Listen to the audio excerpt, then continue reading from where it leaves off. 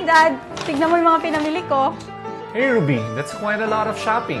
Kailangan mo ba talagang lahat yan? Well, kakakuha ko lang ng unang sahod ko, Dad. And gusto ko lang naman i-treat yung sarili ko. Come sit here, anak, and let's talk about something that is really important. Ruby, alam mo, when I started working, I made sure that I prioritized my finances. Years ago, masinop ako mag-ipon at iniiwasan ko ang mga unnecessary spending. I invested in my first home at an early age.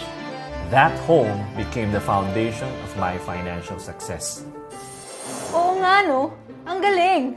What should I do next, Dad? Start saving for a down payment and consider buying your first home. Thanks, Dad. Mag-start na ako mag-ipon para sa future ko.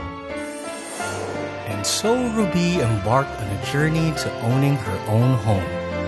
As per her father's advice, she stopped spending on senseless shopping and started putting money towards a reservation fee, which really didn't take that long since the reservation fee at Linville Land Development Corporation starts at only 3,000 pesos.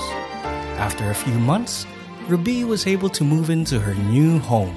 As we say here in Linville, ang pangarap mo noon, kaya mo na ngayon.